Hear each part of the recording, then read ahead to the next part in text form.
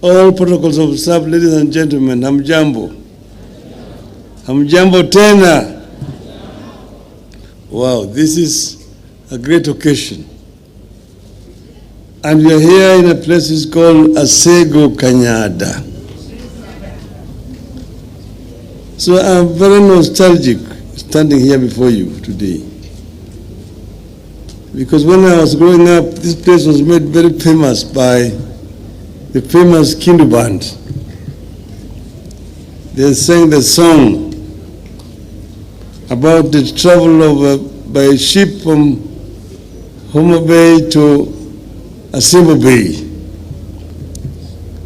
And it went like this. Militoyoro, milithio kamito. Militoyoro, milithio kamito.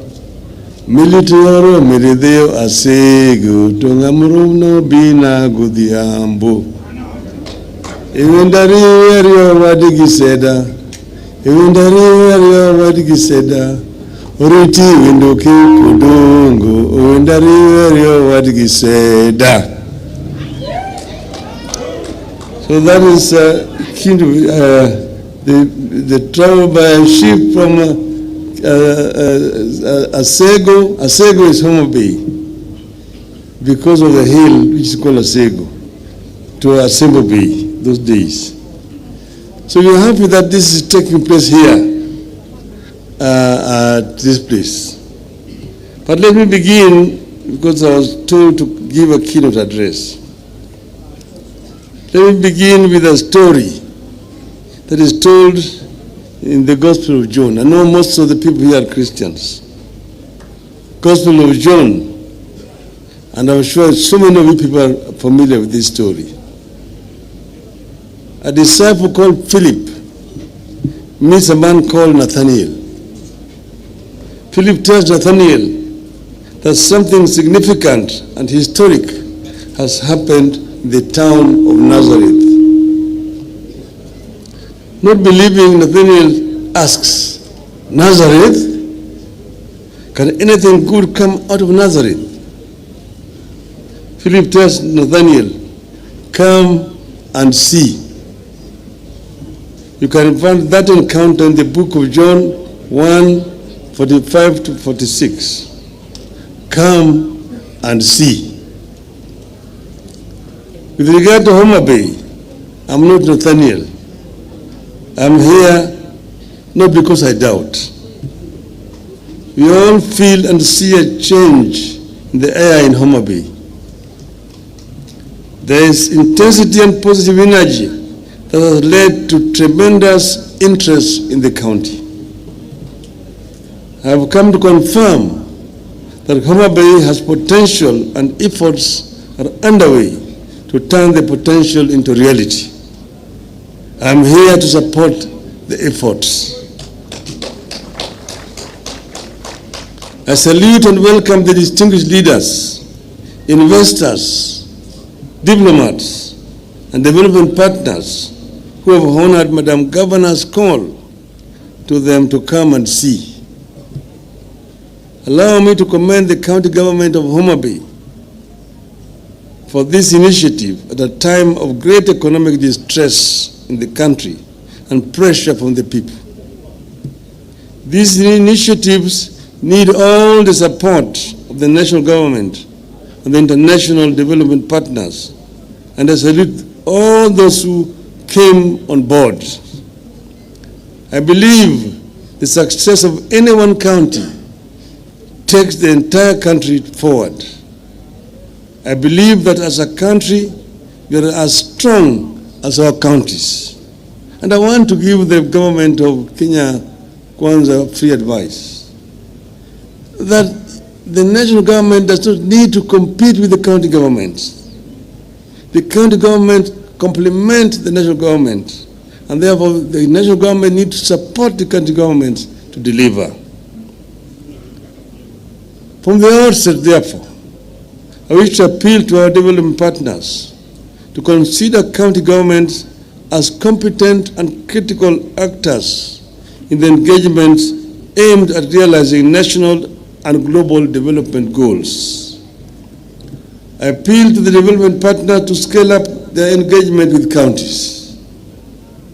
I make this appeal because I'm aware of the attitudes, actions, and pronouncements by some senior national government officials that are meant to dissuade or block development partners from engaging with the counties.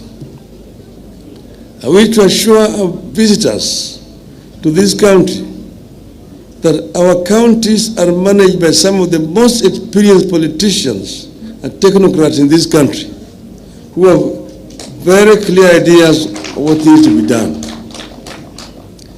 If only they could get the support. Homa Bay is striving to create a space and cut a niche that is very much in order. I believe counties should cooperate and compete at the same time.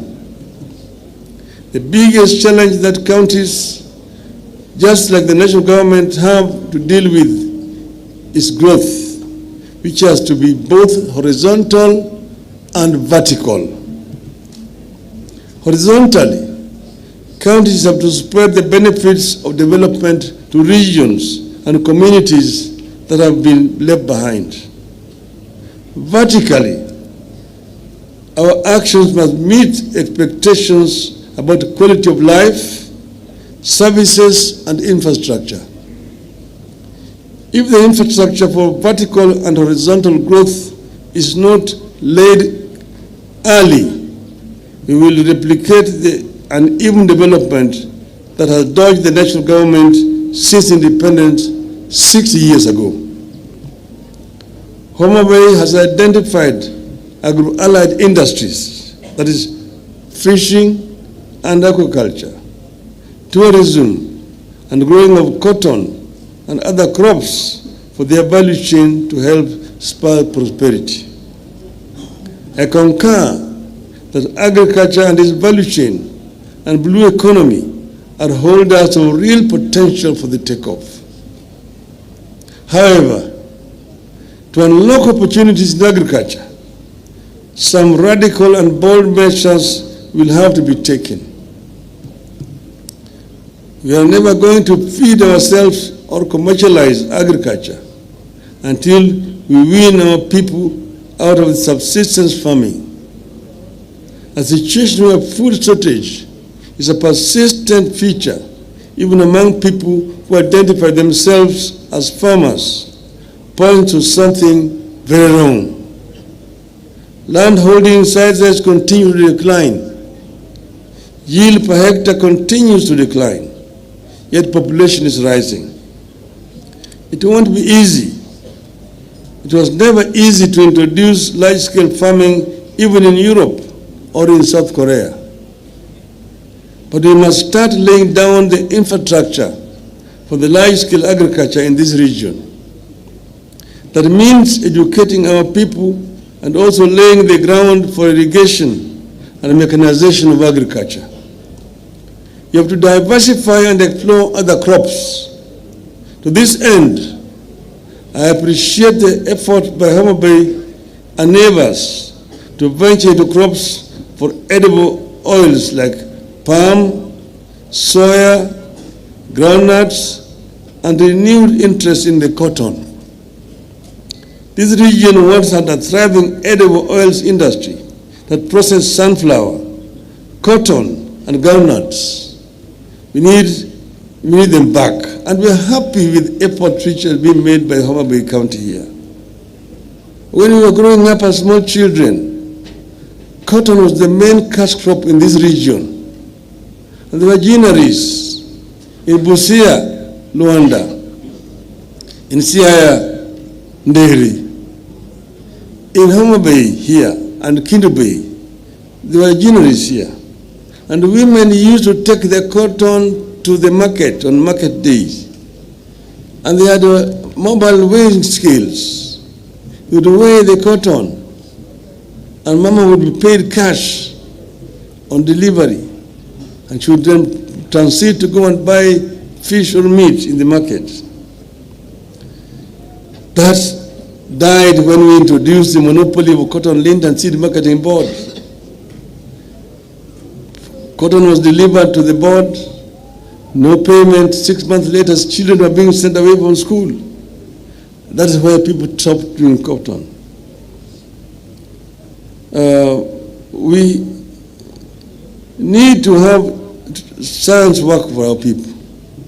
In this regard, I propose that county governments be given more say, access and roles in agricultural research bodies, such as the Kenya Agricultural and Livestock Research Organization, KALRO, Kenya Seed Company, the Kenya Forestry Research Institute, and Agricultural Finance Corporation. The idea is to ensure that research and finance reach smallholder farmers who are the bulk work of our agriculture. Currently, there is inadequate flow of information to farmers about the new crop and livestock varieties. Fishing has sustained our communities in this region for generations. It is currently under serious strain, partly because we are relying on the same tools our ancestors used. In addition, the lakes, the swamps, and rivers have been polluted and degraded, making them unable to produce enough fish for domestic use and commercial purposes. We have to invest in the quality of the water environment of the region's rivers, the lakes, even as we develop fish ponds and cages. Let us invest in the restoration of the indigenous plantations of our rivers, swamps, and lake basins that are known to support the natural breeding of fish. Just like they are doing with mangroves at the coast, I wish to see our counties take the lead in restoring the indigenous vegetation along our water bodies. I have been encouraged by efforts to market this region as a potential tourism destination. Homa Bay has put a considerable effort on the Ruma National Park and its treasures. And you have seen here that this is the only home for the roan antelope. We need to put more joint effort on tourism and go beyond wildlife. But I'm just about to get you an investor in tourism to come and put up a lodge at Ruma National Park. Let us venture into areas like nature, water sports, and cultural and heritage tourism. Today, the national government does not view Lake region as a tourist destination that warrants government support and investment. The region does not feature much in activities and allocations related to tourism. We must not wait. County governments here need to take it upon themselves and be more aggressive in marketing the region in local and international markets. These efforts will, however, not yield much without the hard infrastructure of roads, electricity, and internet connectivity. Transport infrastructure remains poor along the lake basin. Majority of roads across the region are unpaved. Despite improvements, electricity is still mostly unavailable, unreliable, and very expensive. Most people are unable to afford electricity connection costs. Collaboration between the county and national governments has resulted in improved air transport through rehabilitation of airstrips. But much more needs to be done, especially with regard to roads and electricity. One of the solutions to the infrastructure problem is for the national government to surrender more functions to the counties. And I'll give an example. The Kenya Rural Roads Authority, KERA, the Kenya Urban Roads Authority, and renewable electrification and renewable energy corporation all need to be handed over to counties. And I want to say this without fear of contradiction. I was the Minister of Roads, Housing, and Public Works. I'm the one who introduced Kura, Kera, and Kenha. But that was under a unified system of government. With a devolved system of government, you don't need Kera, you don't need Kura.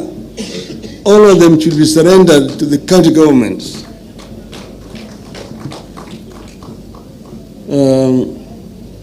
Freeing these bodies would empower counties to develop low-cost alternative sources of energy like solar parks, wind energy, geothermal power that is abundant in this lake region. This will also increase rural access to electricity and spur the expansion of the road network of all Class C and D roads to bitumen standards.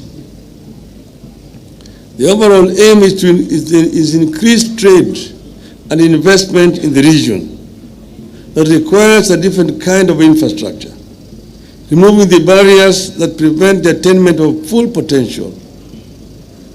As much as possible, counties have to reform and deregulate in order to perform. Make your regulations and processes to compare with the best in the world. Do not bog the people down with the taxes and levies, rules and regulations that only make doing business more difficult. Make doing business not only easier but also cheaper. I encourage you to make doing business smarter by insisting on IT-based transactions, particularly in the procurement of goods and services and payment for government services.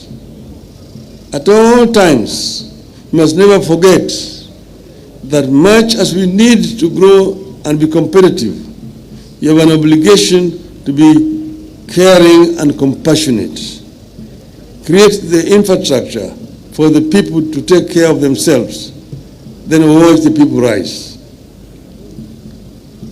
I am very encouraged by what you have seen today here in Homa Bay. And I just want to end by encouraging the governor. She has started well in what she's doing. She needs to continue and will get all our support.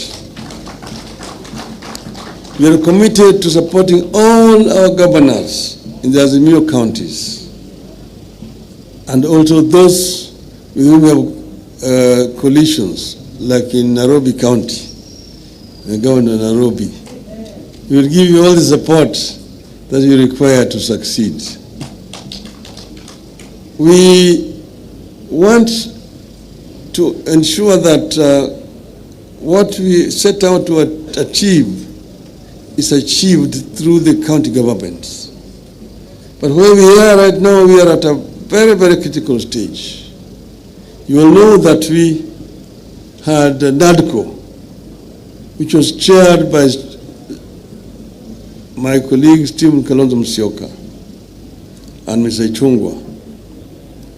They produced a report, and that report, I'm told, has been approved by Parliament.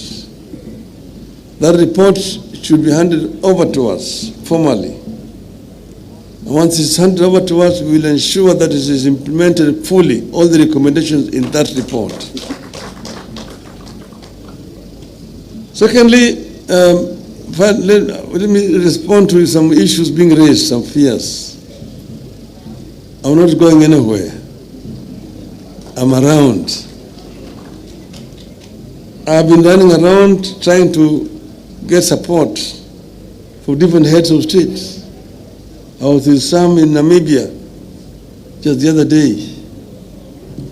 And I went to the president of Uganda after I talked to him to go and ask for his support. And then we met there with Mr. Ruto, who had also gone there, to talk about the issues they're having with oil, the G2G. He was his minister for energy. So after we talked about my candidature, they talked about the issue of oil among themselves. But I asked for their support, and both of them agreed that they would support me. President Museveni said he would be the one to propose me as the chair of African Union Commission. And I said, thank you very much. But I'm not going away. Addis Ababa, as Charity said, is only 2 hours away from Nairobi. I'm available. Whenever I'm called, I will answer. I'm ready to work with you people. But what is important is that we must ensure that what we set out to do is eventually achieved and accomplished. We had said, and you also, some of you may be forgetting, we said that we are unbogable.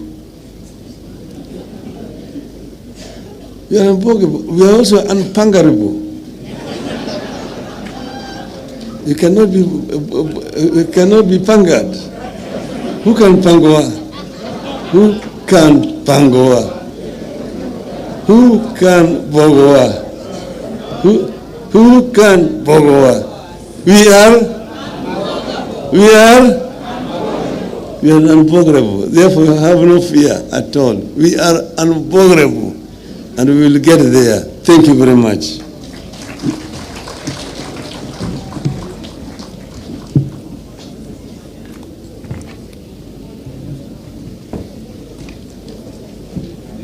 There's a gift for you, so you will just receive it down here. Okay. Then we can take a picture with you and the leaders. With this report? Yeah, with the leadership and the